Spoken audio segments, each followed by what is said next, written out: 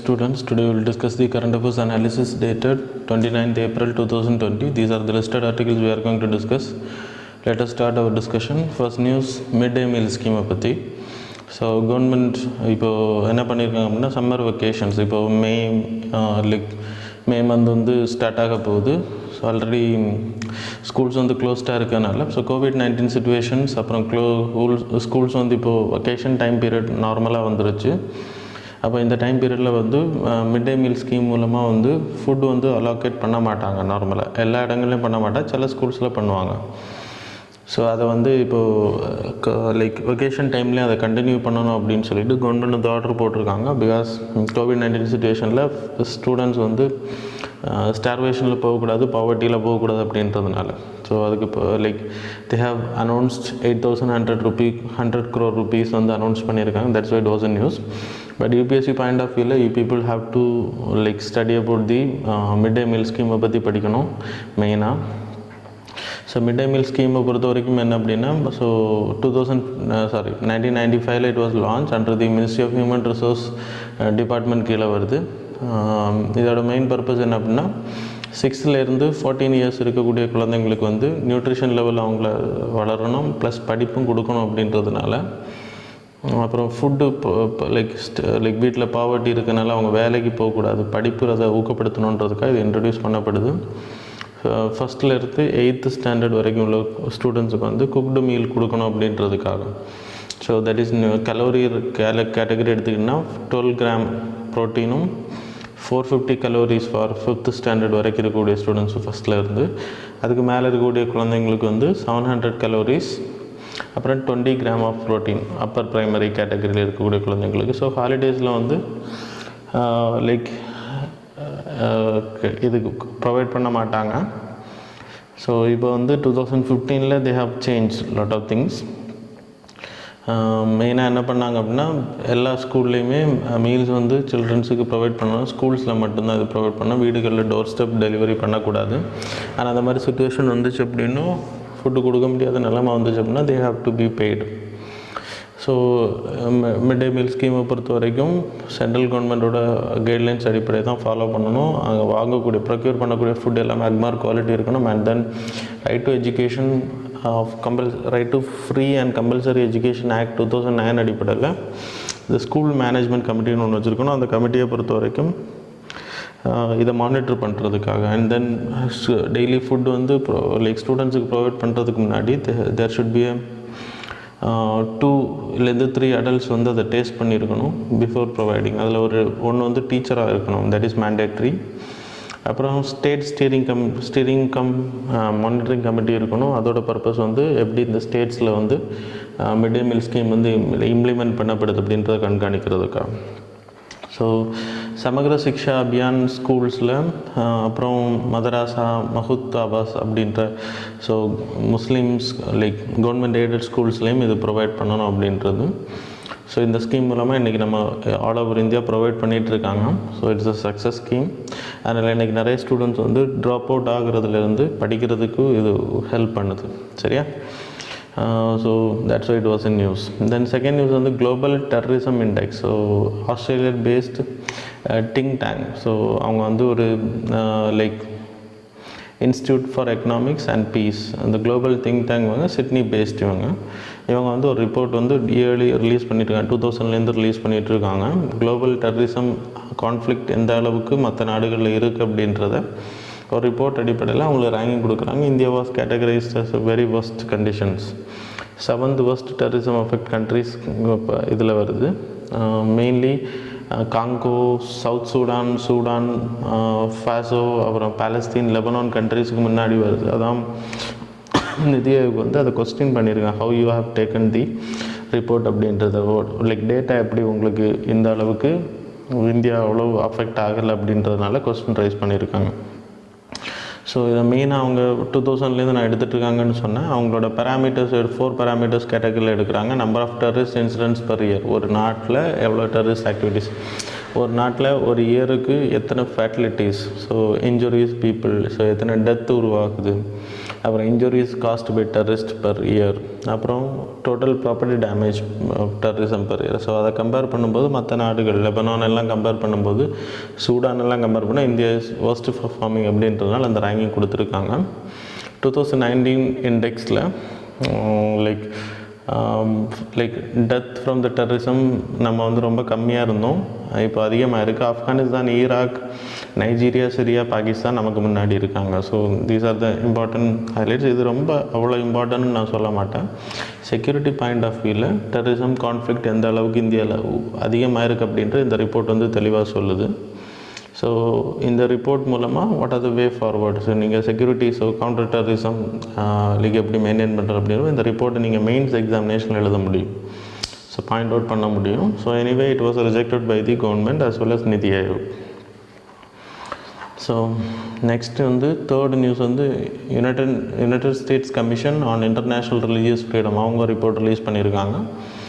India வந்து tier 2 கேட்டகரியில் வச்சுருப்பாங்க மெயின்லி. ஸோ பெரிய அளவில் ரிலீஜியஸ் ஃப்ரீடம் அஃபெக்ட் ஆகலை, நார்மலாக இருக்குது அப்படின்னா. நான் இந்த வாட்டி countries of particular concern religious ஃப்ரீடமை ரொம்ப ஸ்ட்ரிஞ்சண்ட்டாக கண்ட்ரோல் பண்ணக்கூடிய, லிபர்ட்டியை தடுக்கக்கூடிய கண்ட்ரிஸ் லிஸ்ட்டில் நம்ம கண்ட்ரி நேமும் வந்திருக்கு.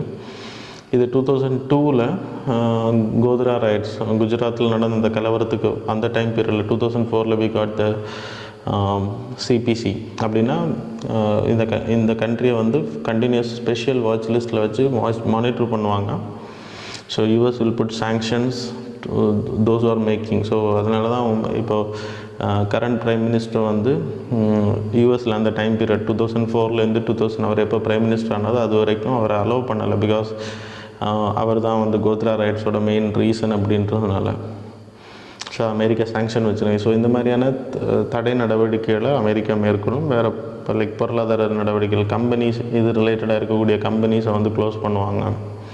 ஸோ அந்த மாதிரி சாங்ஷன்ஸ் பண்ணுவாங்க. So anyway it is not an international organisation, it is a US based ரிப்போர்ட்டுன்னு சொல்லலாம். வேர்ல்டு லெவலில் ரிலீஜியஸ் ஃப்ரீடம் எந்த அளவுக்கு மைனாரிட்டிஸ்க்கு எதிரான தாக்குதல்களை தடுக்கிறதுக்கு யூஎஸ்லேருந்து ப்ரெஷர் கொடுக்கப்படும். ஸோ அதுக்காக உருவாக்கப்பட்டது இந்த இந்த ரிப்போர்ட்டுன்னு சொல்லலாம், இந்த குரூப்னு சொல்லலாம். தென் இந்தியா வந்து கண்ட்ரீஸ் ஆஃப் பர்டிகுலர் கன்சர்ன் கேட்டகரியில் இருக்குது. China, north Korea, Saudi Arabia, Pakistan கேட்டகரியில் வருது. ஸோ டயர் 2 கேட்டகரியில் நம்ம லாஸ்ட் இயர் இருந்தோம். இதுக்கான ரீசன் என்ன அப்படின்னா, இந்தியாவில் இப்போது சிட்டிசன்ஷிப் அமெண்ட்மெண்ட் ஆக்ட் மூலமாக அதை இம்ப்ளிமெண்ட் பண்ணனால நிறைய வயலேஷன்ஸ் ரிலீஜியஸ் மைனாரிட்டிஸ்க்கு எதிராக நடந்துச்சு, நிறைய பேர் கொல்லப்பட்டாங்க. And then NRC, national register for citizens, அது வந்து இந்தியாவில் இம்ப்ளிமெண்ட் பண்ணுறதுக்கு சில மூவ்ஸ் கொண்டு வந்தாங்க. அதன் மூலமாக லிபர்ட்டி, அதுக்கப்புறம் ஜம்மு அண்ட் காஷ்மீர் ஸ்பிளிட் ஆனது, anti conversion laws in some states. So இது எல்லாமே வந்து ரிலீஜியஸ் மைனாரிட்டிஸ்க்கு எதிரான சில தாக்குதல்கள் அப்படின்றதுனால அவங்க ரிலீஸ் பண்ணி, அதே மாதிரி இப்போது recent comment on Islamic women மேலே, ஸோ அரப் கண்ட்ரிஸ் எல்லாம் நம்ம மேலே ஆக்ஷன்ஸ் எடுத்துகிட்டு இருக்காங்க. ஸோ எனிவே நான் உங்களுக்கு சொன்ன மாதிரி it is a US based organisation தான். It is not a international organisation. It is an independent US federal government commission. சரியா? வேர்ல்டு லெவலில் universal right to freedom. So அவங்கவுங்க ரிலீஜியனை ஃபாலோ பண்ணுறது, தே ஹாவ் த ரைட் அப்படின்றத அந்த லிபர்ட்டியை உறுதிப்படுத்துறதுக்கான organisations தான் இது. ஸோ யூஎஸ் காங்கிரஸுக்கு வந்து இவங்க அட்வைசரி கொடுப்பாங்க, எவ்வளோ வயலேஷன்ஸ் நடக்கு அப்படின்னு. Headquarters in Washington DC. So இவங்க கொடுக்கக்கூடிய ஆலோசனை அடிப்படையில் so America will take actions on the affected. So எந்த கண்ட்ரிஸ் வந்து ரொம்ப லிபர்ட்டி வந்து தடுக்கப்படுதோ அந்த கண்ட்ரிஸ் கூட நெகோஷியேட் பண்ணுவாங்க, உறுதிப்படுத்த சொல்லுவாங்க. ஸோ கேட்கல அப்படின்றப்போ சாங்ஷன்ஸ் அலோவ் பண்ணுவாங்க. That's it was in news. அப்புறம் 11th Petersberg climate dialogue. So மெயினாக என்ன அப்படின்னா, union ministry of environment, forest and climate change virtual meeting attend பண்ணியிருக்காங்க. That's it was news. இப்போது COVID-19 ஸ்ப்ரெட் அதிகமாக இருக்கனால ஸோ ஃபிசிக்கல் கான்ஃபரன்ஸ் எதுவும் நடக்கிறது இல்லை. ஸோ மீட்டிங்ஸ் எதுவும் நடக்குது, விர்ச்சுவல் கான்ஃபரன்ஸ் நடக்குது. அந்த விர்ச்சுவல் கான்ஃபரன்ஸில் ஃபஸ்ட் டைம் அட்டென்ட் பண்ணியிருக்காங்க. ஸோ இந்த பீட்டர்ஸ்பர்க் கிளைமேட் டயலாக் வந்து ஜெர்மனி வந்து 2010 ஹோஸ்ட் பண்ணிகிட்ருக்காங்க. So it is every December there will be UNFCCC meeting. அந்த மீட்டிங் முன்னாடி என்னென்ன விஷயங்கள் இம்ப்ளிமெண்டேஷனுக்கு கொண்டு வரணும் அப்படின்றதுக்காக நடத்தக்கூடியதான். ஜெர்மனி தான் இதை ஹோஸ்ட் பண்ணுறாங்க. So chaired by Germany and then chaired by the UK இந்த வருஷம் பண்ணியிருக்காங்க. அதுக்கான ரீசன் என்னென்னா UNFCCயோட 26th மீட்டிங் இந்த டிசம்பரில் நடக்க இருக்குது. அதோட சேர்மன் யார் அப்படின்னா யூகே. ஸோ மெயினாக இதில் என்னெல்லாம் டிஸ்கஸ் பண்ணப்பட்டிருக்குன்னா பாரிஸ் கிளைமேட் சேஞ்ச் அக்ரிமெண்ட்டை வந்து எப்படி இம்ப்ளிமெண்ட் பண்ணுறது, இந்த COVID-19 சிச்சுவேஷன்ஸை வந்து எப்படி லைக் எராடிகேட் பண்ணுறது அப்படின்ற டிஸ்கஸ் பண்ணியிருக்காங்க. தென் இந்தியாஸ் கான்ட்ரிபியூஷன் இந்த டயலாக் எடுத்துக்கிட்டிங்கன்னா COVID-19 பாதிக்கப்பட்ட கண்ட்ரிஸுக்கு நம்மளோட லைக் சாலிடாரிட்டியை நம்ம பதிவு பண்ணியிருக்கோம். And then climate technology as open source, like affordable prices-ல டெக்னாலஜி அலோவ் பண்ணணும் ரினியூவபிள் சோர்ஸஸுக்கு. அது மாதிரி $1 trillion லைக் ஃபண்ட் ப்ரொவைட் பண்ணணும்னு சொல்கிறோம். அது மாதிரி நேஷ்னல் டிட்டர்மைன் கான்ட்ரிபியூஷன்ஸ் வந்து இந்தியா 10-year ஃப்ரேம்ஒர்க்கில் பண்ணிகிட்ருக்கோம். மற்ற நாடுகளும் அதை செய்யணும் அப்படின்றது சொல்லியிருக்கோம்.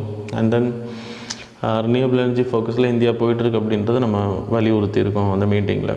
தென் பாரிஸ் அக்ரிமெண்ட்டை பொறுத்த வரைக்கும் என்னென்னா 1997 கியோட்டோ ப்ரோட்டோக்காலில் நடந்த மீட்டிங்கில் so there is a binding agreement was made and then 2001 it was approved in the Marrakesh agreement and then 2005 இந்த நடைமுறைக்கு வருது. 2012 5% வந்து க்ரீன் கேஸ் எமிஷனை வந்து ஸ்டாப் பண்ணணும் அப்படின்றது தான் அந்த phase 1ஓட ப்ரோட்டோக்காலோட அஜெண்டா.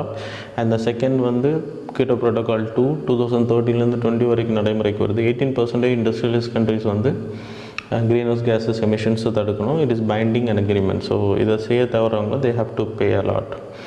ஸோ இந்த அக்ரிமெண்ட் வந்து 2020 முடிவுக்கு வருது. ஸோ லைக் அதை கண்டினியூ பண்ணுறதுக்கு கிளைமேட் சேஞ்ச் தடுக்கிறதுக்கும் greenhouse gases then like ozone depleting கேஸஸை தடுக்கிறதுக்கும் the measures have to be taken global வார்மிங்கை தடுக்கிறது. ஸோ அதுக்காக தான் பாரிஸ் கிளைமேட் சேஞ்ச் அக்ரிமெண்ட் வந்து நெகோஷியேட் பண்ணப்பட்டிருக்கு. அமெரிக்காவில் விட்ரா பண்ணதெல்லாம் உங்களுக்கு தெரியும். 2016 so 15 it was negotiate and 16 started signed. India அதை சைன் பண்ணிட்டாங்க 2016. தென் இதோட மெயின் பர்பஸ் என்ன அப்படின்னா கியோட்டோ ப்ரோட்டோக்காலுக்கு இதுக்கு இருக்கக்கூடிய வித்தியாசம் வந்து கியோட்டோ ப்ரோட்டோக்கால் வந்து binding agreement but it is not an binding agreement. Global warming வந்து 2 டிகிரி சென்டிகிரேட் வரைக்கும் ப்ரீ இண்டஸ்ட்ரியல் பீரியடில் இருந்ததோட குறைக்கணும் அப்படின்றது 2000 அந்த 2 டிகிரி சென்டிகிரேட்டுக்குள்ளாடி ஸ்டாப் பண்ணணும். நேஷனல் டிட்டர்மைன் கான்ட்ரிபியூஷன் ஒவ்வொரு கண்ட்ரிஸும் இந்தியா தரப்பில் 33-35% வரைக்கும் 2004 டைம் பீரியடில் இருந்ததோட கம்மி பண்ணணும் அப்படின்றது 2030 டைம் பீரியடுக்குள்ளாடி ரெடியூஸ் பண்ணணும் அப்படின்னு நம்ம டார்கெட் வச்சுருக்கோம். So Paris climate change agreement வந்து கியோட்டோ ப்ரோட்டோக்காலை வந்து டேக் ஓவர் பண்ண போகுது in 2020. So that's why it was in news. சரியா? ஸோ கங்கா வாட்டர் குவாலிட்டி வந்து no improvement. Central pollution control board COVID-19 ஸ்ப்ரெட்னால நிறைய ரிவர்ஸ் வந்து லைக் பொல்யூஷன் ஃப்ரீயாக மாறி இருக்குது. அதுக்கு எக்ஸாம்பிள் யமுனா ரிவர் நான் 2 வீக்ஸ் பேக் சொன்னேன். ஸோ இப்போ கங்கா ரிவர் வந்து பொல்யூஷன் ஃப்ரீயாக மாறி இருக்குது அப்படின்னு கேட்டாச்சுன்னா இல்லை. ஸோ அங்கே வந்து டிசால்வ்ட் ஆக்சிஜன் லெவல் கான்சன்ட்ரேஷன் வந்து இம்ப்ரூவ்டாக இருக்குது லிட்டில் பிட். அந்த பயாலஜிக்கல் ஆக்சிஜன் டிமாண்ட் வந்து கம்மியாகலை. ஸோ கிராஜுவல் இன்க்ரீஸ் தான். அதே மாதிரி marginal reduction in chemical oxygen demand வந்து கம்மியாக இருக்குது. ஸோ இதெல்லாம் என்னென்னு சொல்கிறேன். டிசால்வ்ட் ஆக்சிஜனை பொறுத்தவரைக்கும் அங்கே இருக்கக்கூடிய உயிரினங்களுக்கு தேவையான ஆக்சிஜன் அந்த ஸ்ட்ரீம்ஸில் இருக்கிற ரொம்ப டிஃபிஷியன்சி பயாலஜிக்கல் ஆக்சிஜன் டிமாண்ட் இருந்துச்சு அப்படின்னா ரொம்ப டிஃபிஷியன்சி இருக்கும். ஸோ பயாலஜிக்கல் ஆக்சிஜன் டிமாண்டை பொறுத்த வரைக்கும் ஸோ அனரோபிக் ஆக்சிடேஷன் கண்டிஷனில் ஸோ அங்கே இருக்கக்கூடிய அனரோபிக்கில் நார்மலாக ஆக்சிஜன் லைக் பேத்தஜன்ஸ் வந்து அங்கே இருக்கக்கூடிய டீகம்போஸ்ட் மெட்டீரியலை டீகம்போசிஷன் பண்ணுறதுக்கு ஆர்கானிக் வேஸ்ட்டஸை டீகம்போஷன் பண்ணுறது there is a demand for oxygen. So எந்த அளவுக்கு அந்த வாட்டர் வந்து பொல்யூட்டடாக இருக்கோ அந்த அளவுக்கு ஆக்சிஜன் டிமாண்ட் அங்கே அதிகமாக இருக்கும். அந்த ஆக்சிஜன் டிமாண்டை மெஷர் பண்ணும்போது we will come to know that it is polluted or not அப்படின்ட்டு. கெமிக்கல் ஆக்சிஜன் டிமாண்டை பொறுத்த வரைக்கும் கெமிக்கலை டீக்ரேட் பண்ணுறதுக்கு அங்கே அந்த பேத்தோஜன்ஸுக்கு எவ்வளவு லைக் ஆக்சிஜன் தேவைப்படுது parts per million required to oxidize the organic and oxidizable inorganic. So அது வந்து மெஷர் பண்ணுறது தான் கங்கா ரிவர் சிஸ்டத்தை பொறுத்த வரைக்கும். ஸோ இப்போ வந்து இது எல்லாமே வந்து ரொம்ப டவுன் ஆகலை அப்படின்னு கொஞ்சம் கம்மியாக இருக்குது. சிஓடியாக இருக்கட்டும் பிஓடியாக இருக்கட்டும். So that's it was in Ganga ரிவரை பொறுத்த வரைக்கும் இது ஒரிஜினேட் ஆகுறது கங்கோத்ரி கிளேஷியர்ஸில். So mainly Bhagirathi river and Alaknanda. So ரெண்டும் சேர்ந்து உங்களுக்கு கங்கா ரிவராக வருது கேஞ்சஸ் அப்படின்ற பேரில். then it is passing through like several states and then train ஆகிறது வெஸ்ட் பெங்காலில் போயிட்டு ஸோ ஃபராக்கா பேரேஜ் மூலமாக அதை டைவர்ட் பண்ணி ஹூக்ளி ரிவர் மூலமாக சேர்த்து அதை கடலில் சேர்க்குறாங்க and then it is dining towards west like Bay of பெங்கால்னு சொல்லலாம். சென்ட்ரல் பொல்யூஷன் போர்டை பொறுத்த வரைக்கும் 1974 உருவாக்கப்பட்டது. Water prevention and control of pollution act அடிப்படையில். So it's a statutory organisation under the ministry of environment and forest climate change. So இதான் இந்த நியூஸை பொறுத்த வரைக்கும். 6th நியூஸை பொறுத்த வரைக்கும் BRICS foreign ministers summit. So அதுவும் வந்து விர்ச்சுவல் கான்ஃபரன்ஸில் தான் நடந்திருக்கு. ஸோ மெயினாக ரீசன் என்ன அப்படின்னா லைக் இப்போ கோவிட்-19 ஸ்ப்ரெட் அதிகமாக இருக்கனால ரஷ்யாவில் இந்த மீட்டிங் நடக்க இருக்குது. ஆனால் இப்போ கோவிட்-19 ஸ்ப்ரெட் இருக்கிறனால விர்ச்சுவல் மீட்டிங் நடத்தியிருக்காங்க. ஸோ கோவிட்-19 ஸ்ப்ரெட்டாக இருக்கக்கூடிய இந்த கண்ட்ரிஸுக்கு 15 பில்லியன் ஃபண்ட் வந்து ப்ரொவைட் பண்ணுறதுக்கு பிரிக்ஸ் அந்த மெம்பர் கண்ட்ரிஸுக்கு ப்ரொவைட் பண்ணுறதுக்கு டிசைட் பண்ணியிருக்காங்க. அண்ட் தென் இந்தியா தரப்புலேருந்து ஸோ நம்ம எக்ஸ்பிளைன் பண்ணியிருக்கோம் யூஎன்எஸ்சியில் நமக்கு ரிஃபார்ம் தேவை அப்படின்றத சொல்லியிருக்கோம். And then pharmaceutical support to 85 countries நம்ம ப்ரொவைட் பண்ணியிருக்கிறது நம்ம சொல்லியிருக்கோம். தென் ரிஃபார்ம் இன் யுனைடெட் நேஷன் தேவை அப்படின்ற பிரிக்ஸை பொறுத்த வரைக்கும் Brazil, Russia, India, China, south Africa. So Jim O'Neill இதை காயின் பண்ணார். நான் உங்களுக்கு ஏற்கனவே சொல்லியிருந்தேன். பிரிக்ன்றது தான் முதல்ல இருந்துச்சு. 2010 சவுத் ஆஃப்ரிக்கா ஜாயின் பண்ணார். It became BRICS. World level population எடுத்துக்கிட்டால் 42% வேர்ல்டு பாப்புலேஷன் இதில் காம்ப்ரமைஸ் ஆகுது. 23% global GDP and then 17% world trade இதன் மூலமாக நடக்குது இந்த குரூப்புக்குள்ளாடி. சேர்மன்ஷிப் எடுத்துக்கிட்டிங்கன்னா இந்த அக்ரோனியம் அடிப்படையில் இது வந்து ரொட்டேட் ஆகும் every year. BRIC leaders so every year they will meet. 2014 Fortaleza declaration மூலமாக நியூ டெவலப்மெண்ட் பேங்க்கும் நடைமுறைக்கு வந்துச்சு. அப்புறம் அதுக்கு பிறகு கண்டிஜென்ட் ரிசர்வ் அரேஞ்ச்மெண்ட்னா ஏதாவது கண்ட்ரி $100 பில்லியன் வந்து கான்ட்ரிபியூட் பண்ணுறாங்க இந்த மெம்பர் கண்ட்ரிஸ். ஸோ இதோட மெயின் பர்பஸ் என்ன அப்படின்னா ஏதாவது கண்ட்ரி அவங்களோட foreign exchange balance of payment crisis வரும்போது இந்த கண்டிஜென்ட் ரிசர்வ் அரேஞ்ச்மெண்ட் மூலமாக ஃபண்டிங் லைக் லோன் எடுத்துக்கலாம். இந்த they have to pay back பண்ணணும். ஆனால் இதன் மூலமாக அவங்க வந்து அசிஸ்டன்ஸ் எடுத்துக்கலாம்.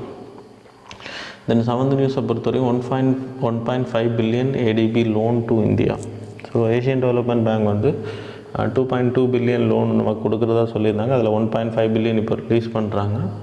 ஸோ கேர்ஸ் ப்ரோக்ராமை Covid active response expenditure support ப்ரோக்ராமை ஒழுங்காக இம்ப்ளிமெண்ட் பண்ணுறது, விச் மீன்ஸ் சோஷியல் ப்ரொடெக்ஷன் பண்ணுறது, எக்கனாமிக்கலி வல்னரபிள் செக்ஷன்ஸுக்கு ஃபுட்டு கொடுக்குறது, அவங்களுக்கு தேவையான நிவாரண சலுகைகள். ஸோ அதுக்காக இதை யூஸ் பண்ணிக்கலாம்.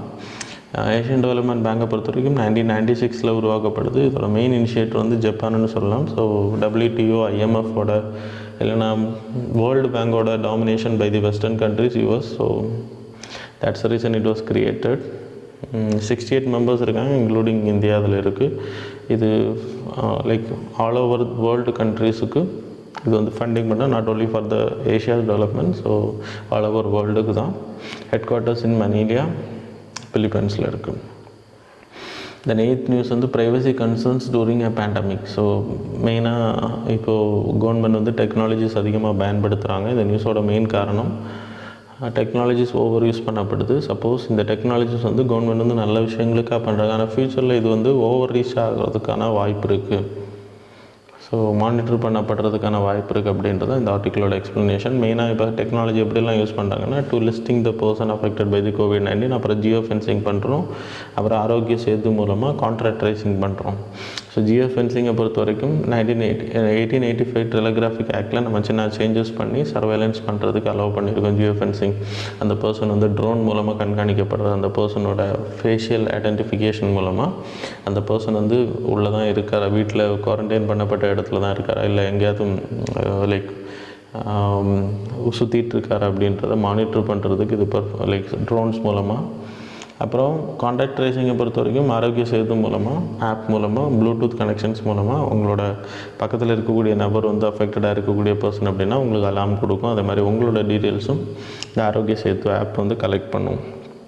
ஆனால் இந்த ஆரோக்கிய சேத்துவை பொறுத்த வரைக்கும் கான்டாக்ட் ட்ரேசிங் என்ற application it's a good application.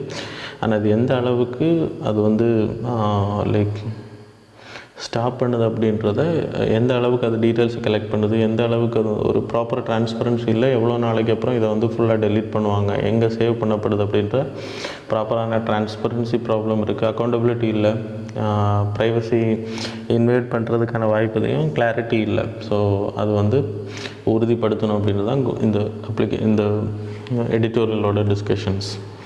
The 9th நியூஸை பொறுத்தவரைக்கும் common problems of South Asia call for collective efforts against COVID-19. So South Asian கண்ட்ரிஸை பொறுத்த வரைக்கும் வி ஹேவிங் காமன் ப்ராப்ளம்ஸ். இப்போ COVID-19ஓட ஸ்ப்ரெட் வந்து யூரோப் யூஎஸ்க்கு அப்புறம் நம்ம நாடுகளில் பயங்கரமாக இருக்குது. மெயின்லி மும்பை, கராச்சி ஏரியாவில் அதிகமாக இருக்குதுன்னு சொல்லப்படுது. இந்தியாவை பொறுத்த வரைக்கும் Mumbai, Karachi, Pakistan. And then poor health care system. South Asia கண்ட்ரிஸை பொறுத்த வரைக்கும் நம்ம வந்து poor health care system, infrastructure டெவலப்மெண்ட்டாக இருக்கட்டும், இன்வெஸ்ட்மெண்ட் ஆன் ஹெல்த் கேராக இருக்கட்டும், ஹாஸ்பிட்டல்ஸுக்காக இருக்கட்டும், நம்ம ஸ்பெண்ட் பண்ணுறது ரொம்ப கம்மி. இந்த ஹெல்த் கேர் சர்வீசஸ் வந்து பிரிட்டன் வந்து இன்றைக்கி லைக் அவங்க கண்ட்ரீஸில் பர்ஃபெக்டாக இம்ப்ளிமெண்ட் பண்ணியிருக்காங்க. இந்த கண்ட்ரிஸ் எல்லாமே சவுத் ஏஷியன் கண்ட்ரிஸ் எல்லாமே அவங்களோட காலனி ஆதிக்கத்தில் இருந்த கண்ட்ரிஸ். அதை நம்ம வந்து இன்றைக்கி லைக் வயலேட் பண்ணுறோம் அப்படின்னு சொல்லப்படுது. அதர் காமன் ஃபீச்சர்ஸ் எடுத்துக்கிட்டிங்கன்னா ஹங்கர், மேல்நியூட்ரிஷன், புவர் சானிடைசேஷன், அப்புறம் லார்ஜ் ஸ்கேல் மைக்ரேஷன். ஸோ இதெல்லாமே வந்து TB, HIV, malaria, antimicrobial resistance இதெல்லாமே நம்மளோட காமன் ஒரு ஃபியூச்சர்னு சொல்லப்படுது. ஸோ இந்த காமன் ஃபியூச்சர்லாம் இவ்வளோ இருக்கிறதுனால ஸோ இந்த நாடுகளெல்லாம் சேர்ந்து அவங்க வந்து ஒரு லைக் என்ன சொல்கிறது, ஒரு லைக் குரூப் சார்க் குரூப்பிங் மூலமாக ஒரு லைக் இந்த ஏரியாவுக்கான ஒரு regional policy, health policy, regional funding, so national budget allocate பண்ணுறது, இதெல்லாம் கொண்டு வரணும் அப்படின்றது இந்த ஆர்டிக்கிளோட எக்ஸ்ப்ளனேஷன். ஹெல்த் கேருக்குன்னு சொல்லிட்டு ஒரு பாலிசி வேணும், யூனிவர்சல் ஹெல்த் கேர் மேனேஜ்மெண்ட் வேணும். ரீஜனல் கோஆப்ரேஷன் எடுத்திங்கன்னா சார்க் குரூப்பிங் மூலமாக லைக் பண்ணலாம். ஸோ அது வந்து இந்த நாடுகளில் இந்த நேரத்தில் உபயோகப்படுத்தப்படும். அதே மாதிரி பிசிஜி வெர்ஷன் வந்து எந்த அளவுக்கு இன்ஃப்ளூயன்ஸாக இருக்குது, அதே மாதிரியான ஹோலிஸ்டிக் ஒரு வேக்சினேஷன் ப்ரோக்ராம். ஸோ இதெல்லாம் நம்ம பண்ணோம் அப்படின்னா இனிமேல் இந்த மாதிரியான ஃபியூச்சர் த்ரெட்டில் இருந்து நம்ம நாடுகளை பாதுகாக்க முடியும். அப்படின்னு south Asian countries R most vulnerable அப்படின்றது தான் இந்த ஆர்டிக்கிளோட எக்ஸ்ப்ளனேஷன். ஸோ ப்ரிகாஷன்ஸ் எடுத்திங்கன்னா we can safeguard it அப்படின்றது தான். So that's all about today's current affairs. Thanks a lot students.